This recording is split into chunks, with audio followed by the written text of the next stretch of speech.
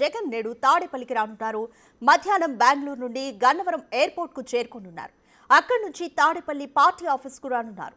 అందుబాటులో ఉన్న పార్టీ నేతలతో పులివెందుల ఒంటిమిట్ట జెడ్పీటీసీ ఉప ఎన్నికలపై సమీక్ష నిర్వహించనున్నారు. అయితే పులివెందుల ఒంటిమిట్ట జెడ్పీటీసీ స్థానాలకు రేపు పోలింగ్ జరగనుంది. ఈ రెండు స్థానాలకు 11 మంది చొప్పున అభ్యర్థులు పోటీలో ఉన్నారు. ప్రచారంలో తీవ్ర ఘర్షణలు, వివాదాలు రాజుకున్న వేళ ఉప ఎన్నికలపై రాష్ట్ర వ్యాప్తంగా ఆసక్తి నెలకొంది. ఈ జెడ్పీటీసీ ఉప ఎన్నికలకు అధికారులు అన్ని ఏర్పాట్లు చేశారు. ఉదయం 7 గంటల నుంచి సాయంత్రం 5 గంటల వరకు బ్యాలెట్ బాక్సుల ద్వారా పోలింగ్ ప్రక్రియ కొనసాగుతుందన్నారు.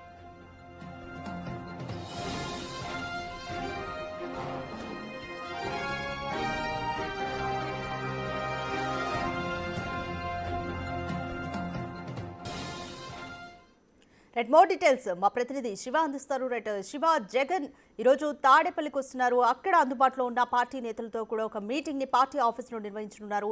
సో మెయిన్ ఈ పార్టీ ఎజెండా మొత్తం కూడా జెడ్పీటీసీ ఎన్నికలకు సంబంధించి ఉంటుందా, ఇంకేదైనా డిస్కస్ చేయనున్నారా? మరోవైపు పులివెందుల ఒంటిమిట్టలో కూడా ఎన్నికలకు సంబంధించి ఎటువంటి ఏర్పాట్లు జరుగుతున్నాయి?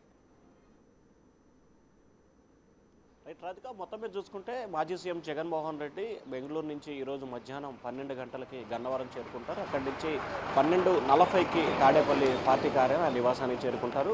మధ్యాహ్నం 3 గంటలకి వైఎస్ఆర్సీపీ కీలకమైన నేతలు, ముఖ్యంగా రాయలసీమకు సంబంధించిన ముఖ్యమైన నేతలతో టెలికాన్ఫరెన్సు, అలాగే అందుబాటులో ఉన్న పార్టీ ముఖ్యమైన నేతలతో ప్రధానంగా చర్చించబోతున్నారు. ఏదైతే ఒంటిమిట్ట, పులివెందుల ఈ రెండు జెడ్పీటీసీ ఎన్నికల స్థానాలకు సంబంధించి 10,000 పైగా ఓట్లున్న పులివెందుల జెడ్పీటీసీ, 20,000 పైగా ఉన్న ఒంటిమిట్ట జెడ్పీటీసీ స్థానానికి ఎన్నిక జరగబోతున్న నేపథ్యం కనిపిస్తూ ఉంది.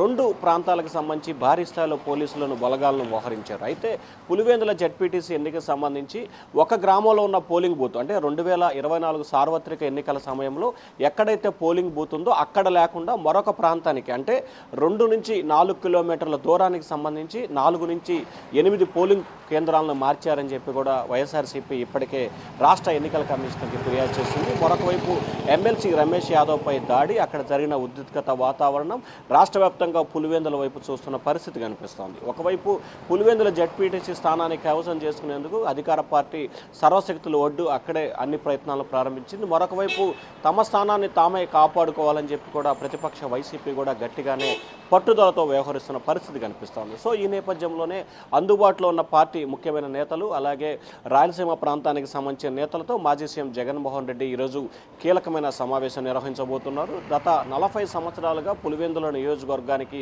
ఎదురులేదు. గతంలో రాజశేఖర్ ఉన్నా, ఆ తర్వాత జగన్ ఉన్నా కానీ ఎప్పుడు కూడా ఈ స్థాయిలో ఎన్నికలకు సంబంధించి పోరాడిన పరిస్థితి కనిపించలేదు. కానీ మొదటిసారిగా సొంత నియోజకవర్గం, సొంత మండలంలో ఈ స్థాయి పోటీ రావడంతో వైఎస్ఆర్సీపీ కొంత డైలామాలో పడ్డ పరిస్థితి కనిపిస్తోంది. ఈ నేపథ్యంలోనే ఎట్టకేలకు తమ స్థానాన్ని తాము కైవసం చేసుకోవాలని చెప్పి కూడా వైఎస్ఆర్సీపీ పట్టుదలతో ఉంది. ఈ నేపథ్యంలోనే పార్టీ నేతలకి వైసీపీ అధినేత జగన్మోహన్ రెడ్డి మధ్యాహ్నం 3 గంటలకి దిశానిర్దేశం చేయబోతా ఉన్నారు. ఇప్పటి వరకు జరిగిన పరిణామాలు, ఏదైతే రమేష్పై జరిగిన దాడి కావచ్చు, 3 సార్లు రాష్ట్ర ఎన్నికల కమిషనర్కి ఫిర్యాదు చేసిన అంశానికి సంబంధించి కావచ్చు, రాష్ట్ర డీజీపీకి ఫిర్యాదు చేసేందుకు వెళ్తే ఆయన అందుబాటులో లేకపోతే కార్యాలయానికి ఇచ్చిన అంశానికి సంబంధించి కావచ్చు. సో ఈ గత వారం రోజులుగా జరిగిన డెవలప్మెంట్ మొత్తాన్ని కూడా పార్టీ నాయకులు సజ్జల రామకృష్ణారెడ్డి, రేళ్ల అప్పిరెడ్డి, మేరువా నాగార్జున, వెల్లంపల్లి శ్రీనివాస్ లాంటి వ్యక్తులని 8 మందితో కూడుకున్న బృందాన్ని ఈ ఎన్నికల కోసం కూడా కేంద్ర కార్యాలయంలో అందుబాటులో ఉండాలని చెప్పి వైఎస్ఆర్సీపీ నిర్ణయించింది. సో ఈ 8 మంది నేతలతో పాటు రాయలసీమ ప్రాంతాలకు సంబంధించి, అలాగే కడప జిల్లాకు సంబంధించిన వైఎస్ఆర్సీపీ నేతలతో మాజీ సీఎం సెల్ కాన్ఫరెన్స్, పార్టీ ఇక్కడ ఉన్న నేతలతో మాత్రం డైరెక్ట్గా మాట్లాడి ఎన్నికకు సంబంధించి కూడా సమీక్ష చేయబోతా ఉన్న రాధిక. రైట్ శివ, మరోవైపు పులివెందుల్లో చూసుకుంటే పులివెందుల ఎన్నికల మీదే అందరి దృష్టి ఉంది. అక్కడి అభ్యర్థుల మధ్య చూసుకుంటే ప్రధానంగా టీడీపీ అలాగే వైసీపీ మధ్యనే పోటీ ఉండనుంది. ఈ రెండు పార్టీలు కూడా ప్రతిష్టాత్మకంగా తీసుకున్నాయి పులివెందుల స్థానాన్ని. సో పరిణామాలు ఏ విధంగా ఉంటాయనుకోవచ్చు? సర్వేలు ఏం చెప్తున్నాయి? అక్కడ ఎవరి గెలుపు సాధ్యమయ్యే ఛాన్స్ ఉంది? అంటే ఇప్పటివరకు కొన్ని ప్రీపోల్ సర్వేలు కూడా టీడీపీ సోషల్ మీడియాలో తెలుగుదేశం పార్టీ నేతలు విస్తృతంగా షేర్ చేస్తున్నారు. 2-3 సర్వేలకు సంబంధించి కూడా తెలుగుదేశం పార్టీకి అనుకూలంగా ఉందంటూ ఆ సర్వేలు అయితే ట్రోల్ అవుతున్న పరిస్థితి కనిపిస్తూ ఉంది. అయితే ఆ సర్వేలు ఎంతవరకు ప్రామాణికం, నిజమా అబద్ధమా అనే దానికి సంబంధించి క్లారిటీ లేదు. కానీ తెలుగుదేశం పార్టీ నేతలు మాత్రం నిన్న సాయంకాలం నుంచి కూడా కేకే పేరుతో ఆత్మసాక్షి, అలాగే ఆరామస్థాన్ ఈ ముగ్గురు పేర్లతో కూడుకున్న సర్వేలను అయితే మాత్రం విస్తృతంగా షేర్ చేస్తున్న పరిస్థితి కనిపిస్తూ ఉంది.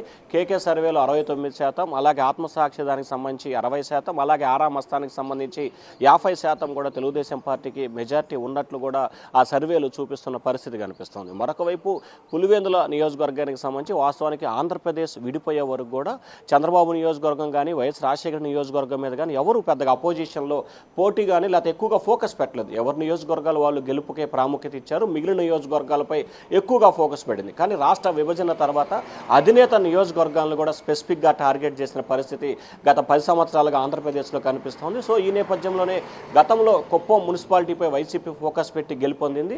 తాజాగా అదే వ్యవహరించాలని చెప్పి కూడా టీడీపీ కూడా పులివెందుల జెడ్పీటీసీ స్థానంపై పూర్తి స్థాయిలో ఫోకస్ పెట్టి గెలవాలని పట్టుదలతో ఉంది.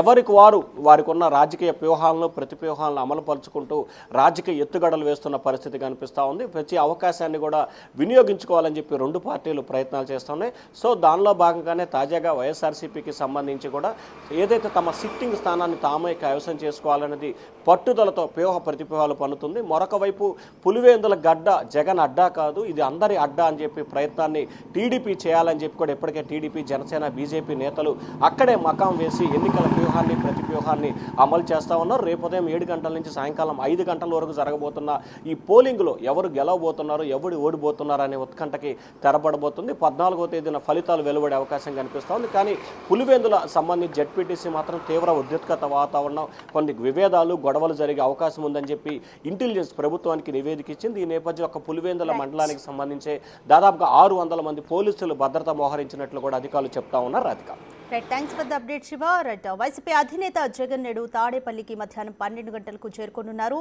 మధ్యాహ్నం 3 గంటలకు అందుబాటులో ఉన్న రాయలసీమ నేతలతో ముఖ్యంగా ఆయన సమీక్ష సమావేశం నిర్వహించబోతున్నారు. ఈ మీటింగ్ ప్రధాన ఎజెండా పులివెందుల అలాగే ఒంటిమిట్టలో జరగబోతున్న జెడ్పీటీసీ ఉప ఎన్నికల గురించే ఉంటుందనేది ఇప్పుడు అందుతున్న సమాచారం.